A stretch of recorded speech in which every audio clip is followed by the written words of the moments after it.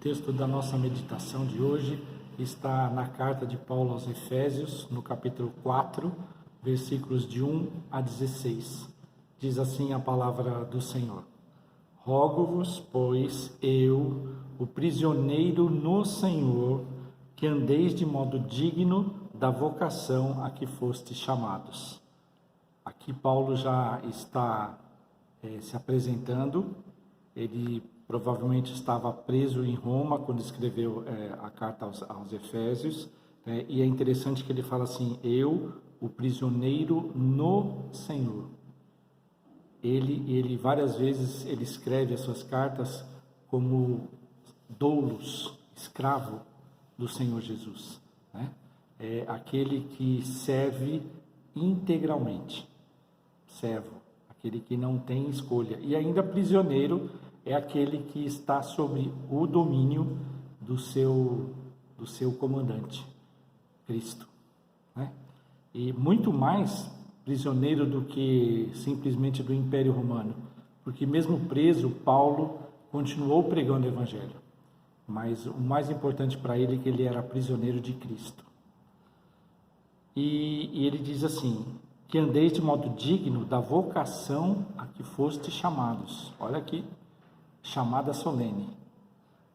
Viva de modo digno, com toda a humildade e mansidão, com longanimidade, dando suporte um aos outros em amor, esforçando-vos diligentemente por preservar a unidade do Espírito no vínculo da paz. E aqui ele começa falando de preservar a unidade. Nós, no corpo de Cristo, somos um só corpo. E aí ele vai vir falar isso aqui. Há somente um corpo, que é o corpo de Cristo, que é a igreja. E há apenas uma igreja. E um Espírito, como também fostes chamados numa só esperança da vossa vocação. Há um só Senhor, uma só fé, um só batismo. E esse aqui é o batismo do Senhor Jesus, em nome do Pai, do Filho e do Espírito Santo. Um só Deus e Pai de todos, o qual é sobre todos e age por meio de todos e está em todos. Magnífico. E a graça foi concedida a cada um de nós segundo a proporção do dom de Cristo, ou seja, segundo o presente que Cristo deu.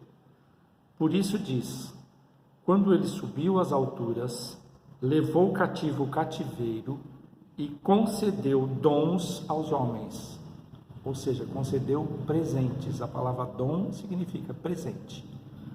Concedeu presentes aos homens. Ora, que quer dizer subiu, senão também que havia descido até as regiões inferiores da terra? Aquele que desceu é também o mesmo que subiu acima de todos os céus, para encher todas as coisas. Lá a Bíblia nos diz que ele desceu até o inferno e foi testemunhar a sua vitória na cruz. E ele tem agora as chaves do inferno. E ele subiu ao céu para encher todas as coisas. Ele mesmo concedeu uns para apóstolos, que significa mensageiros, outros para profetas, são aqueles que falam de Deus aos homens, outros para evangelistas, são aqueles que anunciam as boas novas, e outros para pastores e mestres. E nesse caso, pastores e mestres, existe uma similaridade, porque o pastor é um mestre, ele trabalha na área da docência, do ensino, né? Além de ser pastor. Com vistas, para quê esses dons? Para que esses chamados? com vistas ao aperfeiçoamento dos santos, para o desempenho do seu serviço, para a edificação do corpo de Cristo. E aqui nesse versículo a gente percebe que ninguém foi chamado para ficar parado, né? Porque aqui ele fala assim, para o desempenho do seu serviço, para a edificação do corpo de Cristo. Então, cada um desenvolvendo o dom, aquele presente que Cristo lhe deu, está trabalhando para o crescimento do reino e para o crescimento da igreja, que é o corpo de Cristo. Até que todos cheguemos à unidade da fé e do pleno conhecimento do Filho de Deus. Olha só, pleno conhecimento do Filho de Deus, a perfeita varonilidade, à medida da estatura da plenitude de Cristo. O desafio é grande.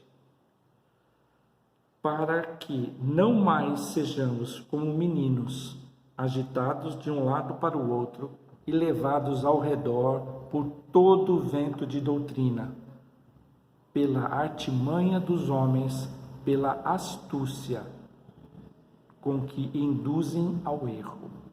Então, se nós estamos firmes na nossa fé, na nossa doutrina, se nós estudamos a palavra com afinco, nós estaremos firmados na rocha.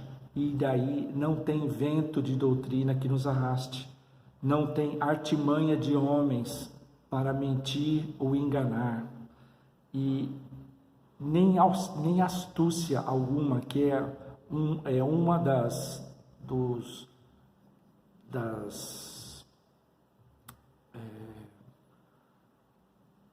adjetivos do inimigo, astuto. Ele é astuto desde o começo. E essa astúcia com que induzem ao erro, ela é uma malignidade. Mas, seguindo a verdade em amor, cresçamos em tudo naquele que é a cabeça, Cristo, de quem todo o corpo, que é a igreja, bem ajustado e consolidado pelo auxílio de toda a junta, segundo a justa cooperação de cada parte, efetua o seu próprio aumento para edificação de si mesmo em amor.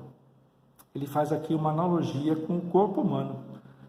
Você já parou para pensar que desde quando nós éramos crianças até a fase adulta, o nosso corpo cresceu regularmente?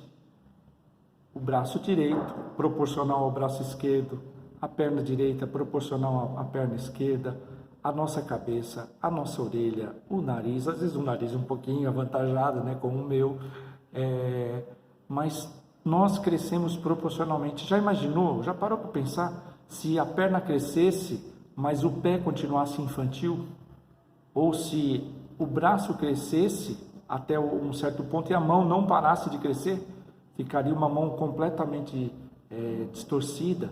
Ou se a nossa cabeça ficasse do tamanho da cabeça do bebê, enquanto que todo o corpo havia crescido, né?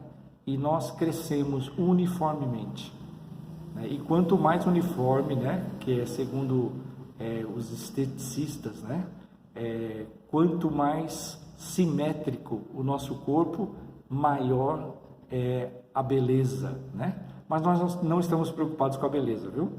Nós estamos preocupados com o espírito. E é isso que vai dar contas diante de Deus. E é esse espírito, que é guiado pelo Espírito Santo, que compõe a igreja do Senhor.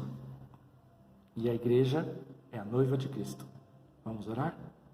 Senhor, nós te agradecemos por fazer parte do teu corpo, por estarmos, ó Deus, relacionados no teu livro da vida, desde a eternidade.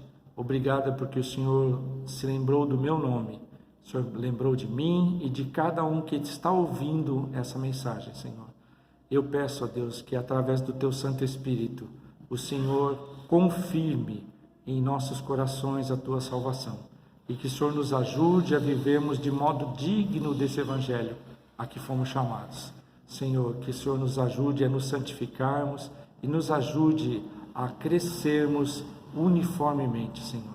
Que toda a igreja cresça com vigor, com saúde, com verdade e, ó Deus, nós possamos chegar à plenitude de Cristo, Senhor.